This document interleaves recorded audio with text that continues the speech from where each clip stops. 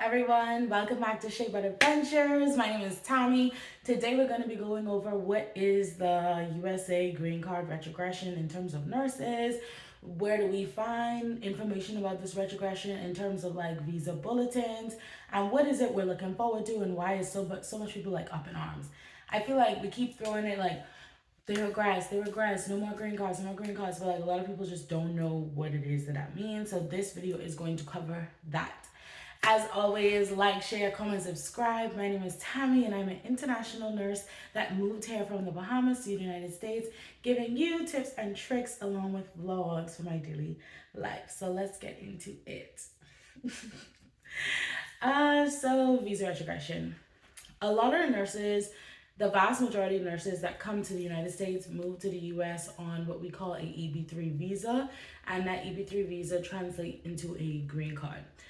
The long story short of it is that the United States is out of EB3 visas, so it's basically a pause on giving out green cards for people who are going through the EB3 visa stream. Most nurses, if not all nurses, like I said before, go through the EB3 visa stream. Some people still go through work permits, but it's honestly advised, do not come on a work permit. You are eligible to get a green card, so why not get a green card in the first place? So the US has used up more visas than they allow. So not used up more visas than they allow. They've used up all of the visas that they allow. They don't go over a certain number.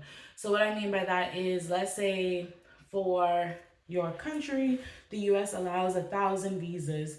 They have used up 1,000 visas so far, so they have put a stop to giving out the visas until they get a new number that they're allowed to use. This new number comes out on every fiscal year, which is a new financial year. So when the government turns over a new leaf, like you get 1,000 visas, you get 50 visas, you get 3,000 visas, and they start to like make plans and allocate budgets, so on and so forth. This fiscal year occurs in October. This is why a lot of people are like, oh yeah, like they're not giving out green cards right now, just wait until October, we're waiting until October. That's why everybody's waiting until October. In October, the United States presents their new plan, their new state of affairs for the entire year. And in this state of affairs, they include visas and green cards and X and Y and Z. So all of the nurses are looking at what we call a visa bulletin. And this visa bulletin lets you know if they are current or if they are retrogressed. What does retrogress mean? So retrogression just basically means they are behind, like the date that they are working with in terms of giving out visas is in the past. We want them to be current. Current means they're working currently. If you put in your visa today, they're working on it today, and you are eligible to get a visa today, tomorrow, or the next day. If the visas are retrogressed, that means they are only working with people who put in their visas in the past, not the people who have put in their visas currently or will do so tomorrow or the next day. They give you a date, and that date is the people that they work on processing up into that time. So by the time I put out the video, the date may have changed, but I believe that the date we're working with now is February of 2022. So if you filed your I-140 petition, and this video is not to get into what I-140 petition is, if you do want to know, let me know down in the comments. As always, I am always willing to do videos for you guys. So if you have filed an I-140 petition, then you are in the pool. If you have filed an I-140 petition by February 2022, then your visa application or your green card application will be processed at the moment. Like they're still working on your application. You're still gonna get a visa interview date, and you're still eligible to get a green card or EB3 visa, however you want to put it. If you have filed your I-140 petition by February 2022.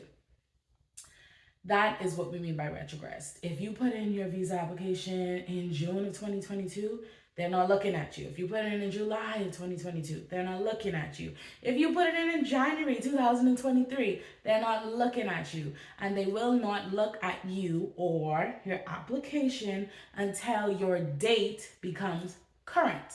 Currently, we are dealing with February 2022. And that is why everybody is so up in arms. They're retrogress, the visas are retrogress, like no more green cards, no more green cards, no more green cards. It's not that there's no more green cards, it's that there's no more green cards right now until the visa bulletin reads as current.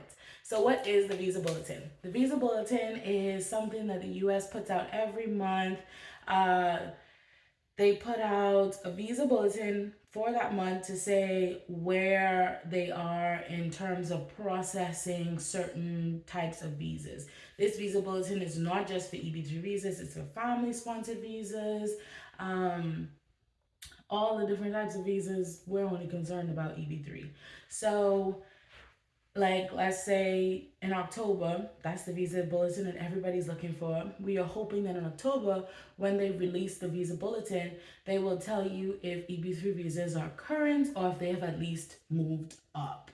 It is the goal, it is our hope that at least if we don't become current, which means all applications put into that day will be looked at and processed. Even if we don't become current, we'll at least jump ahead by a year or maybe just 2 months in the past. So instead of it being February 22, it'll be February 2023. So every month they publish a US visa bulletin, and every month we keep our fingers crossed that this visa bulletin will move forward. But we know realistically it will not move forward until October 2023. So right now it is currently August. We are waiting on the September bulletin, and then we'll be waiting on the October bulletin. I will put the link to the visa bulletin website down below so that you guys can go ahead and read it. I will put an image up on the screen right now, and on this image you will see what it is that you are looking for and the words in particular you are looking for. Some people have messaged me to say, hey, I don't even know what it is that I'm looking for. And I was like, that makes sense because there's a lot of words on that page. So you can go directly to the US Visa Bulletin website and you can find that out. Or you can go to an agency page. All these nursing staff agencies, they post the visa bulletin, the vast majority of them. Passport USA, MedPro, Avant, O'Grady, Sharewater, most of them do like a little thing on the Instagram page or the Facebook page, and they break it all the way down for you. They literally just have it in one table that's very easy to read, very simple, with a caption on top that usually says US Visa Bulletin. And if I could find some pictures from their pages, I'll put it up here. If I can't, it's very simple to locate. And they usually put it up, I think, like around the first week of the new month or something like that. But just keep an eye out. Right now, we are just waiting on current, obviously. We're waiting for the new fiscal year to start, waiting for new visas to be sent out to different countries. The US has like their own number that they allocate to different countries. So different countries get more visas than other countries. It's not just like, oh, it's a pool of 10,000, and when we give out 10,000 visas to the world, then that's over. That would give certain countries a more unfair advantage. China has more citizens, so they might get more visas. India has more citizens, so they might get more visas. The Bahamas, which is where I'm from, has a population of less than 400,000 people. So we might only end up with 5 or 10 compared to like China or whatever. But the US puts it out in a certain way where everybody gets a good amount for their population. That's why in certain visa, not certain visa bulletins, that's why in pretty much every visa bulletin, you will notice that like China is always retrogressed and India is always retrogressed because their population is just so big. Even though the United States allocates visas to them, they have such a great big population. That means they have a great big amount of visa applications that they're honestly always going to be retrogressed. Their movement is very slow forward because there are so many things that has to be processed.